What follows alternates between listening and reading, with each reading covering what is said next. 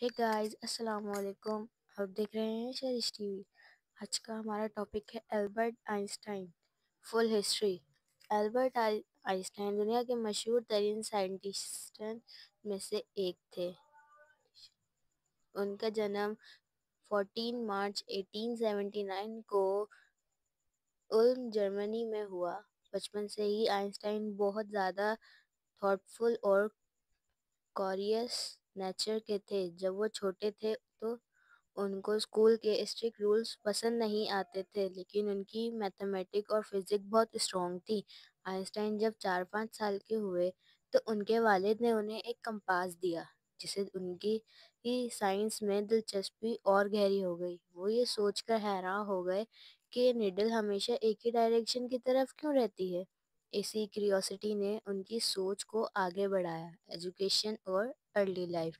Einstein نے اپنی early education Germany میں لی، لیکن بعد میں وہ سوئٹزرلینڈ چلے گئے، جہاں انہوں نے سوئس فیڈرل پولی ٹیکنک سے گریجویشن کی۔ ان کو یونیورسٹی میں جاب نہیں مل رہی تھی، تو کچھ ٹائم تک وہ ایک پیٹنٹ آفس میں کلرک کے طور پر کام کرتے رہے۔ یہیں بیٹھ کر انہوں نے اپنی لائف کی سب سے بڑی سائنٹیفک ریسرچ شروع کی۔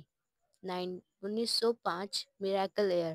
1905 آئنسٹائن کا انس میرابلس یعنی میریکل ایئر تھا۔ اس سال انہوں نے 4 ایسے ریسرچ پیپر پبلش کیے جنہوں نے سائنس کا رخ بدل دیا۔ ان پیپرز میں سب سے مشہور تھیوری تھی تھیوری آف ریلیٹیوٹی۔ آئنسٹائن نے اسپیشل تھیوری آف ریلیٹیوٹی اور پھر جنرل تھیوری آف ریلیٹیوٹی پیش کی، جس میں انہوں نے بتایا ٹائم اور اسپیس ایک دوسرے سے جڑے ہوئے ہیں۔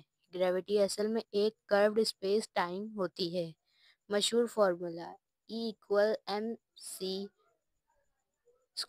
بھی آئنسٹائن نے ہی دیا، جس کا مطلب ہے انرجی اور ماس ایک دوسرے میں کنورٹ ہو سکتے ہیں۔ یہ تھیوریز دنیا کی فزکس کو ہمیشہ کے لیے بدل گئی۔ فیم اور ورلڈ ریکگنائزیشن۔ آئنسٹائن کی تھیوریز دنیا بھر میں مشہور ہو گئیں۔ 1921 میں انہوں نے نوبل پرائز ان فزکس ملا۔ فوٹو الیکٹرک ایفیکٹ کو ایکسپلین کرنے کے لیے۔ آئنسٹائن ایک پیس لونگ انسان تھے۔ جب جرمنی میں ہٹلر کی پاور بڑھی اور جیوش لوگوں کے خلاف ظلم شروع ہوا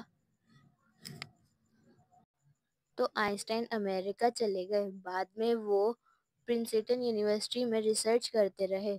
لیٹر لائف۔ آئنسٹائن اپنی زندگی کے آخری دنوں تک سائنس کے ساتھ جڑے رہے۔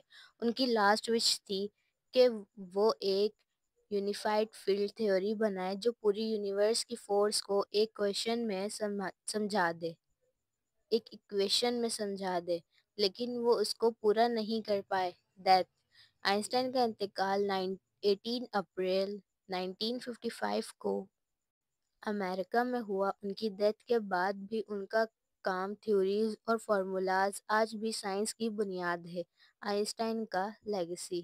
آج دنیا کی technology, G P S, nuclear energy, space science, black hole کا کانسیپٹ، گریویشنل ویوز، سب آئنسٹائن کے آئیڈیاز پر بیسڈ ہیں۔ ان کو ماڈرن فزکس کا باپ کہا جاتا ہے۔